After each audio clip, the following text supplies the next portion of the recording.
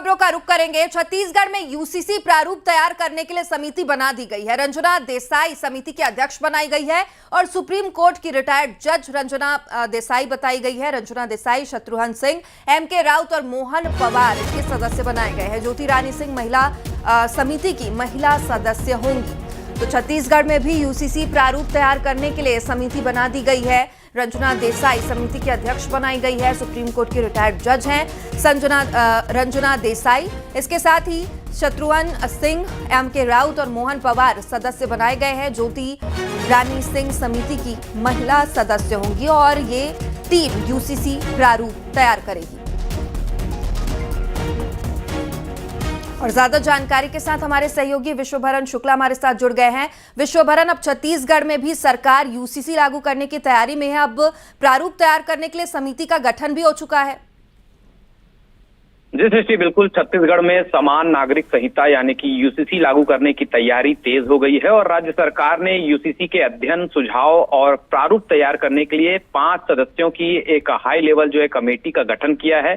सामान्य प्रशासन विभाग ने इसका आदेश भी जारी कर दिया है और आपको बता दें कि समिति की अध्यक्षता सुप्रीम कोर्ट की जो रिटायर्ड जज हैं रंजना प्रकाश देसाई, इनको जो है बनाया गया है। आपको बता दें कि उत्तराखंड में यूसीसी लागू है और उत्तराखंड में इसका खाका तैयार करने का काम रंजना देसाई ने ही किया था और उनको यहाँ का जो है वो अध्यक्ष बनाया गया है। इसके अलावा 2 रिटायर्ड आईएएस हैं, एमके राउत और शत्रुघ्न सिंह। इसके अलावा जो वरिष्ठ अधिवक्ता हैं मोहन पवार, उनको भी कमेटी में शामिल किया गया है और एक महिला सदस्य जो रिटायर्ड प्रिंसिपल हैं ज्योति रानी, इनको भी जो है शामिल किया गया है। ये जो टीम है वो जो है वो देखेगी और संभावनाओं का अध्ययन करेगी यहाँ के राज्यों में कि कैसे यूसीसी लागू किया जाए और उन राज्यों का भी दौरा करेगी और अध्ययन करेगी जहां पर यूसीसी लागू है। आपको बता दें कि उत्तराखंड और गोवा ऐसे राज्य हैं जहां पर यूसीसी लागू है।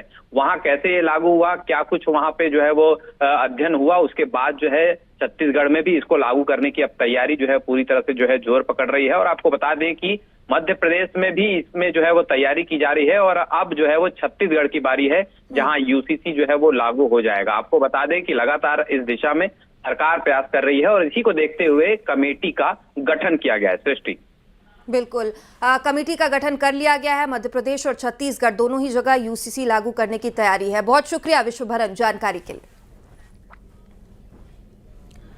वहीं छत्तीसगढ़ में स्वास्थ्य मितानिन कर्मचारी संघ ने एक बार फिर से मोर्चा खोल दिया है। आज अलग अलग जिलों में मितानिनों ने अपनी 3 सूत्रीय मांगों को लेकर बीते दिनों प्रदर्शन किया है और मितानिनों ने धरना प्रदर्शन करते हुए साल 2023 के विधानसभा चुनाव में मोदी की गारंटी के तहत किए गए वादों को याद दिलाया है। मितानिनों ने कहा कि अगर सरकार ने समय रहते उनकी मांगे पूरी नहीं की तो आने वाले दिनों में उग्र आंदोलन उनके द्वारा किया जाएगा। तो चलिए आपको यह भी बताते हैं कि मितानिनों की क्या कुछ मांगे हैं। तो मितानिनों ने यह बड़ा प्रदर्शन किया है। अलग अलग शहरों से तस्वीरें सामने आई हैं। बिलासपुर, धमतरी, बेमेतरा, दंतेवाड़ा की यह तस्वीर जहां मितानिन संघ सड़कों पर उतरी और कलेक्ट्रेट का घेराव किया गया। इसके साथ ही 3 सूत्रीय मांगों को लेकर जमकर नारेबाजी की है। मांग अगर पूरी नहीं होती है तो उनके द्वारा आने वाले दिनों में उग्र आंदोलन की चेतावनी भी दी गई है।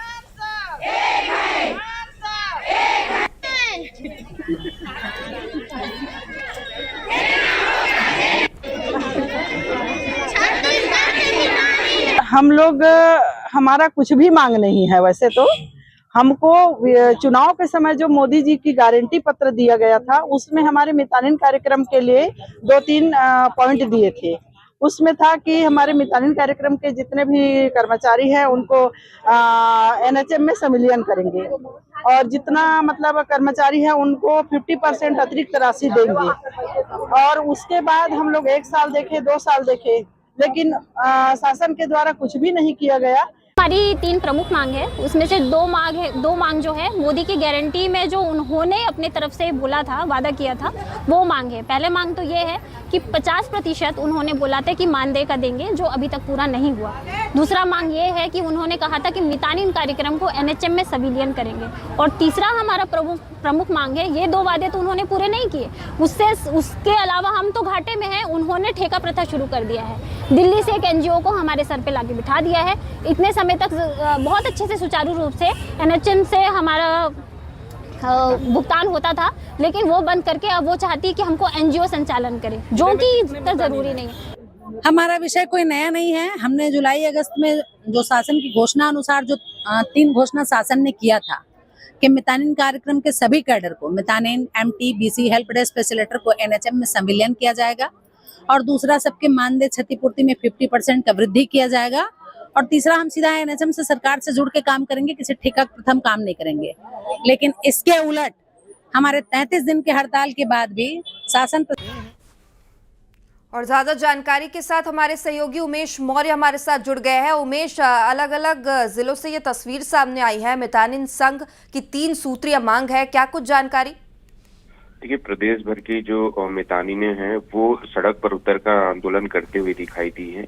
सीधे तौर पर जिला प्रशासन के माध्यम से सरकार को एक ज्ञापन सौंपा है जिसमें उनकी 3 प्रमुख मांगे हैं। 2 तो वो प्रमुख मांगे हैं जिसमें मोदी की गारंटी में शामिल किया गया था, जिसमें मानदेय 50% की वृद्धि है। दूसरा, एनएचएम के तहत उन्हें संविदा नियुक्ति देने की मांग है। और तीसरी जो उनकी मांग या विरोध कह सकते हैं आप इसको, कि मितानिनों की जो कार्यक्रम है वो निजी एनजीओ को देने का जो विरोध है उस पर उन्होंने आपत्ति जताई है और मांग किया है कि वो जो निजीकरण किया जा रहा है एनजीओ के माध्यम से उन मितानिनों का जो कार्यक्रम तय किया जा रहा है वो ना किया जाए। इन मांगों को लेकर वो आंदोलन आगे तेज करने की बात कह रही हैं। कल जिस तरीके से हमने देखा कि वो आक्रोशित दिखाई दे रही हैं और ये केवल अब सड़क की लड़ाई नहीं बल्कि ये सदन तक जाने वाली लड़ाई दिखाई दे रही है। अगर इनकी मांगे नहीं पूरी हुई तो देखना होगा कि सरकार इनकी मांगों को किस तरीके से लेता है। जो 2 प्रमुख मांगे इन्होंने बताया कि मोदी की गारंटी में इन्हें आश्वासन मिला था कि सरकार बनते ही साथ इन्हें वो 2 गारंटी पूरी की जाएगी। उन 2 गारंटियों पर क्या कुछ फैसला सरकार लेती है ये फिलहाल देखने वाली बात होगी। और तीसरी जो प्रमुख इनकी मांग या विरोध कह सकते हैं, निजी एनजीओ को जो कार्यक्रम देने की बात कही जा रही है मितानिनों की, उसका विरोध है। तो अब देखना होगा कि सरकार का क्या रुख होता है।